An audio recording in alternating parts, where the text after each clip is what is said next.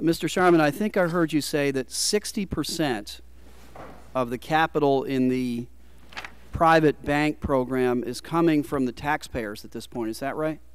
Yes, it's money we're providing through the participation. So the way this is working now, that an institution gets taxpayer money, lends it out, and then we pay them a premium on top of what the student would otherwise pay to reward them for taking a risk with our money.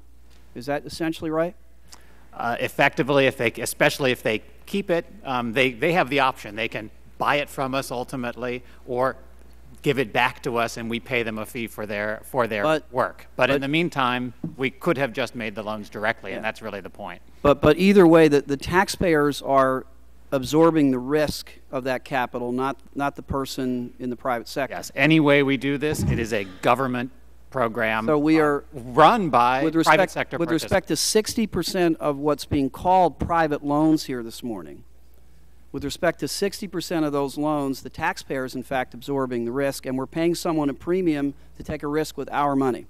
Is that right? Exactly. When they say they're leveraging our liquidity strength, that means they're using our borrowing ability. Yeah, the ranking member also in his opening statement talked about, he made an analogy to the auto industry.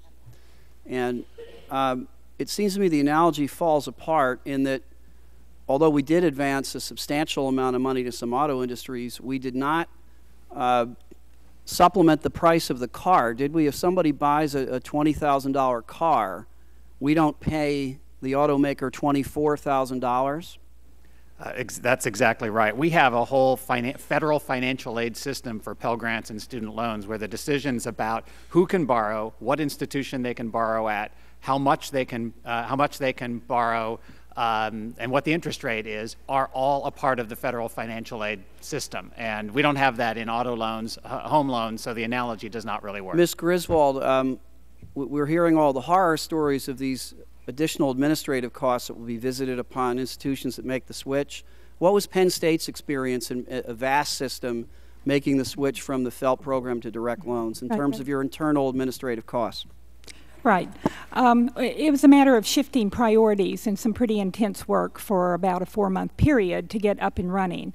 We did not hire additional staff. You didn't have to hire anybody else? No, we did not.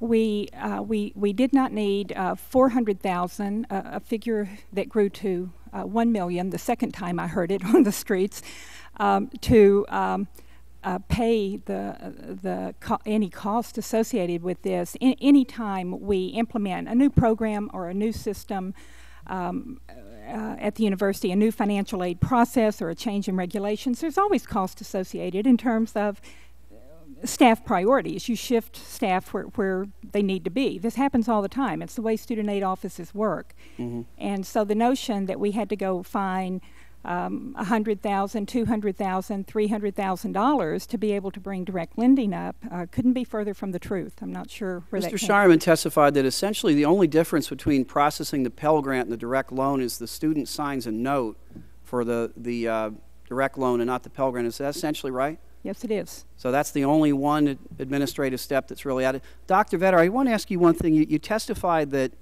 the CBO score for the savings on direct loans did not take into account additional administrative costs or foregone corporate tax revenues. What's the source of your testimony for that statement? I received that information from members of the minority.